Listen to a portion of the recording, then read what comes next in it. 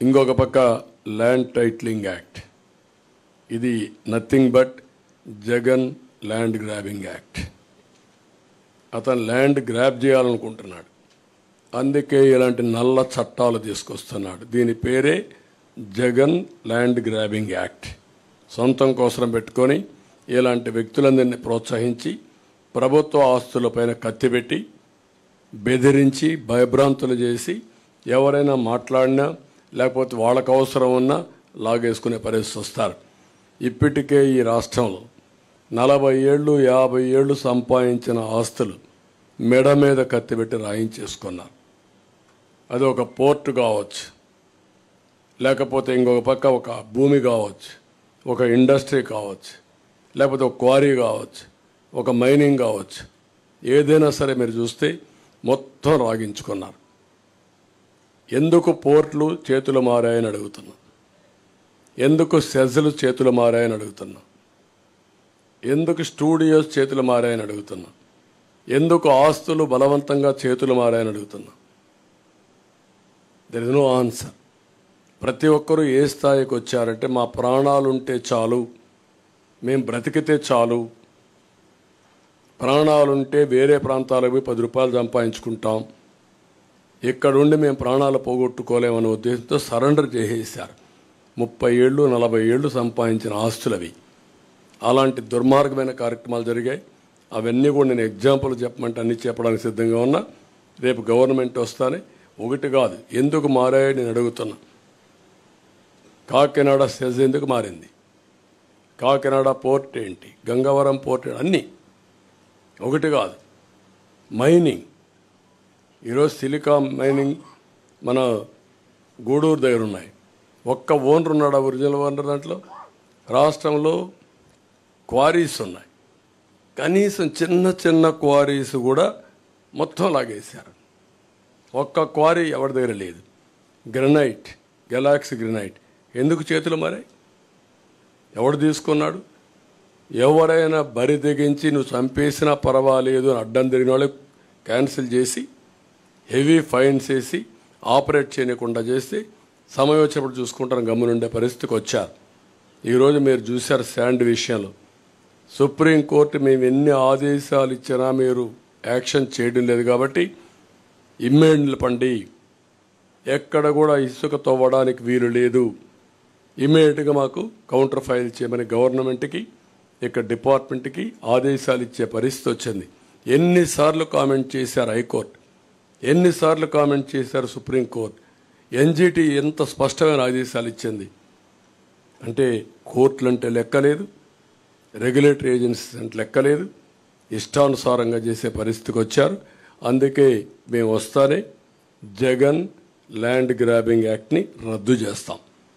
ఇది ఆయన కోసం పెట్టుకున్న ల్యాండ్ గ్రాబింగ్ యాక్ట్. ఇది నిన్న అడిగారు భాస్కర్ రెడ్డి అనే వ్యక్తి పులివెందల్లో జగన్మోహన్ రెడ్డి సతీమణిని అడిగారు. ఏమడిగారు? మా నాన్న మా తాత ఇచ్చిన భూమి పైన మీ ఫోటో ఎందుకు పెట్టుకున్నారు, మీ ఆయన ఫోటో ఎందుకు పెట్టుకున్నారు అడిగారు.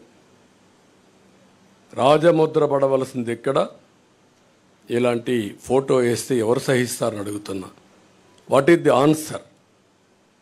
నువ్వు అంటున్నావు కదా నన్ను మెచ్చారని, సమాధానం చెప్పు. నువ్వు ఇచ్చావా ఈ ఆస్తి?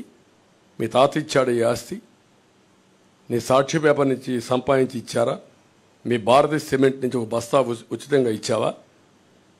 కాబట్టి ఇవన్నీ కూడా మనం గుర్తుపెట్టుకోవాల్సింది. ప్రజలు మాటలాడలేని పరిస్థితి, నిస్సహాయ స్థితికి నెట్టేసి భయభ్రాంతులు చేసి పోలీసులు పెట్టుకొని హైహ్యాండెడ్గా మాట్లాడితే అరెస్టులు చేసి, అరెస్ట్ చేసిన తర్వాత వాళ్ళు పోలీస్ టార్చర్ చేసి ఇలాంటి దుర్మార్గమైన పనులు చేశారు. కాబట్టి దీనిపైన ఇప్పుడు అన్నీ అయిపోయినాయి. ఇప్పుడు కడాన ప్రైవేట్ ఆస్తులపైన కూడా పెట్టారు.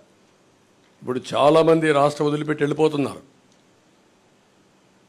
నిన్న మీరు చూశారు ఒక అమ్మాయి ఆరుద్ర, ఆ ఆరుద్ర అమ్మాయి వారణాసికి వెళ్ళిపోయింది.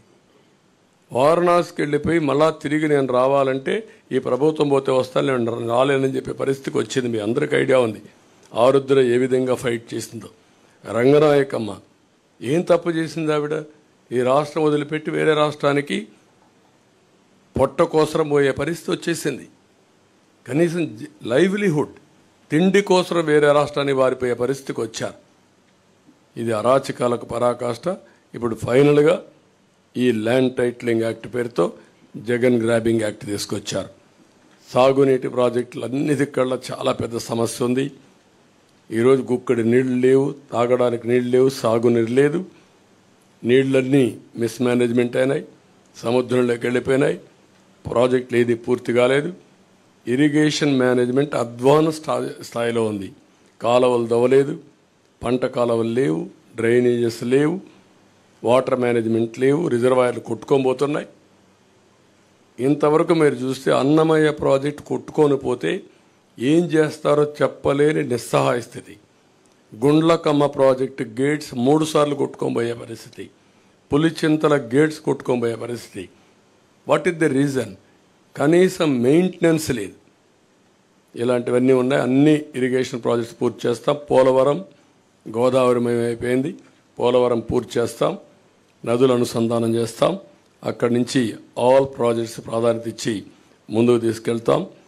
అదే మరి కార్మికులకు రవాణా రంగం, ఇందులో కూడా మీరు చూస్తే ఆల్ డ్రైవర్స్ వాళ్ళని ఓనర్ చేసే విధంగా 4 లక్షల రూపాయల వరకు సబ్సిడీ ఇచ్చి 5% వడ్డీతో వాళ్ళకు రుణాలు ఇప్పించే బాధ్యత తీసుకుంటాం.